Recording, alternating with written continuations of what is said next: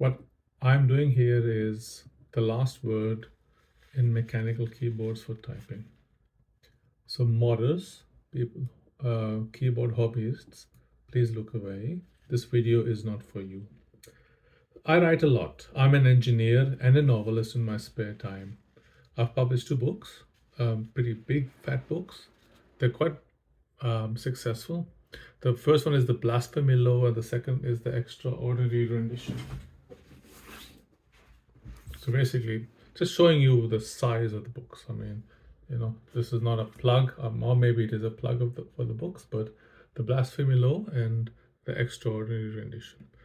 So I say this because I have to explain how much I write. So I'm about to start. Actually, I've started writing the third and the fourth book, and kind of write between 6 and 10,000 words a day. So for me, a good keyboard is really important. I've had Logitech G413 and G512.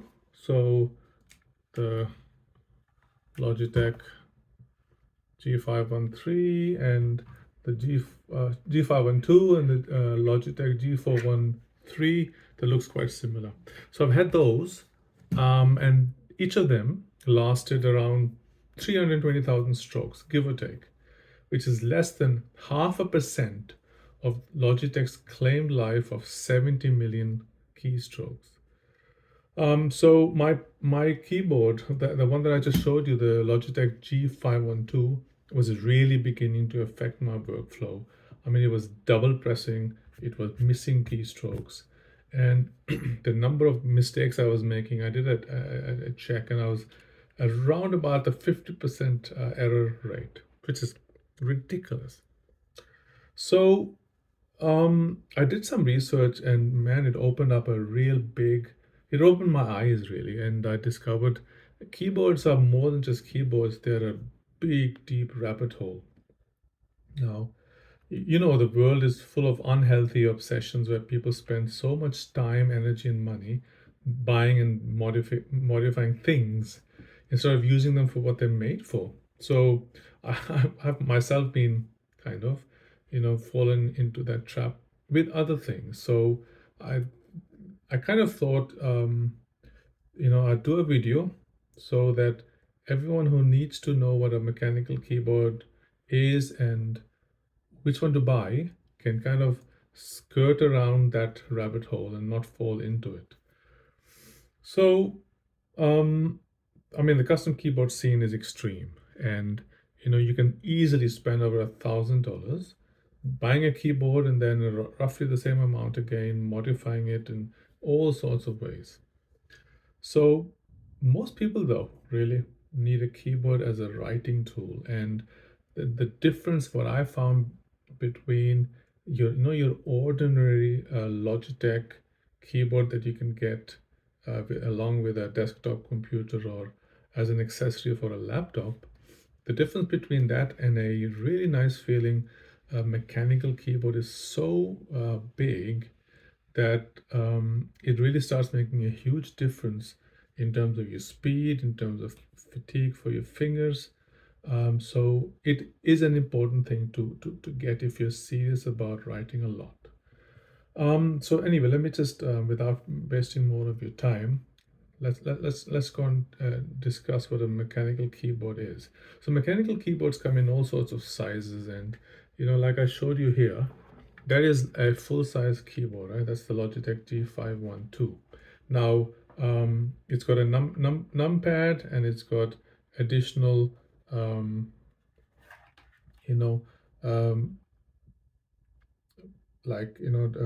navigation keys.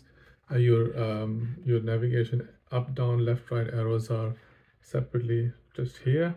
So you then have the size down from this basically moves this numpad here and eliminates this bank in the middle, and then the keyboard size below that gets rid of this numpad as well and brings back some of these keys. And then you've got different variations of, you're down to like the 75 and 65% where you start getting rid of some of these keys, and there are some really extreme versions where you basically start eliminating the duplicate variant of the shift and the control and all of those keys. So anyway, my assumption in all of this is, if you are a serious typist, right, unless you are looking for a portable keyboard, you want a full size, or at least the next size down. Anyway, so each of those keyboards, right, comes in a choice of switch type. So the switch of a keyboard is the thing that sits between the keypad and the board. So the logic board. And so this is kind of my old keyboard, and I'll show you. For instance, this here is the keypad. Okay, you pull the keypad off, and under here is you got the switch. And this switch, when you press it, it closes the circuit, and it forms in this case, the escape character. So mechanical keyboards, generally manufacturers of mechanical keyboards generally follow a common color convention. So the colors are red, brown, and blue. And I said generally because there are exceptions. So a red switch has a linear travel. So it's smooth, but you don't feel anything different as it travels down.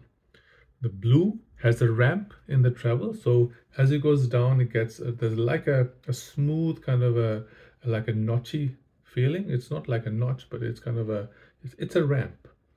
So it gives you an indication, a tactile indication that you have actuated the switch. Now the blue, okay, also has a distinct click when you press. So you have the red, which is linear and silent, blue, which has a ramp but a click, and then you have the brown. That's the middle ground, where it's silent, so it's got no clip, but it's got that tactile ramp. Now, just so that to clarify, a switch, okay, even the silent switches make a noise, right? Like the sound it makes when you. So this is like an equivalent of a brown switch. It's the noise that you make when the switch bottoms out, okay? But the clicky switch, the blue switch, actually has an additional click on the way down, and it actually becomes quite obtrusively loud. So for that reason, basically, brown switches are the most popular switch type for typing. Gamers prefer red, and obsessive hobbyists generally prefer the blue. So if the keyboard for you is a writing tool, then I say go for the brown. Okay, and they also happen to be the most common switch type that is stocked in stores. So sticking with switches, the most famous switch maker is a company called Cherry with their MX line, and the other companies are Kyle, Gateron, and Matthias. And all of them make a standard switch that is interchangeable between keyboards. And if you keep mechanical keyboard, except Logitech, who make unique switches, everyone else, if you have one of their keyboards, if a switch goes bad, you can just take the keypad out, remove the switch, replace the other switch, and Bob's your uncle. You have a good keyboard again. So with all that said and done, so you kind of understand the basis of a mechanical keyboard. The switch is an important part of it, probably the most important part. Let me tell you, in my view, the most or the very best mechanical keyboard for typing, I found it to be the Keychron Q6 with brown switches. And you can choose one of the smaller variants, but the full size, like I said, in my view, is the best. Okay, so this is the Keychron Q6, like I mentioned. Okay, you can see all the switches have a nice smooth sound to them. It's nicely laid out. It's got RGB backlighting. The thing about it is it's really heavy. It's probably about 3 or 4 kilos. Honestly, I haven't weighed it, but it's really strong and solid. It's made of a single what's it called, aluminium piece for the top and one for the bottom, and then there's a steel backplate under the PCB. So and then is that steel plate and the PCB are sandwiched between foam pads, which basically makes your experience of pressing a key. It takes all the shock out of it, so it ends up just being a nice feel to it. So, what's so great about this? Okay, and the keys are really smooth. Okay, I mean really buttery smooth. That's something I can't convey, and they're consistent, right? All across the keys, every key feels the same as the other key. Of course, except the space bar and the wider keys. They are nicely shaped. I mean, if you can see, they have a very nice, comfortable shape to them. This is made of a two-shot molded PBT, is a polybutylene terephthalate, and the nice thing about it is it never gets shiny. It's resistant to the acid in our fingers, so it doesn't go shiny like unlike the ABS of old keyboards. Now, if you look, you can look, for instance, you can see how some of these keys have become really shiny, and this is only for kind of writing one book. So effectively what this does is it basically makes this keyboard have this amazing feel good factor. So and if you love typing, this variant with the blue switch is just the bee's knees. And maybe some people have said that apart from the main disadvantage of this keyboard, which is the price. The price is about 199 American dollars or 299 Australian dollars, and I think around 200, some close to 200 euros.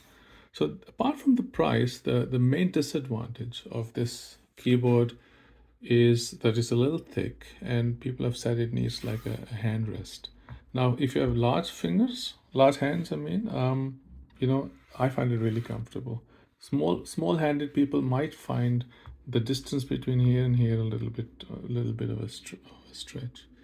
But anyway, get a hand rest if you have small hands, and that problem is solved.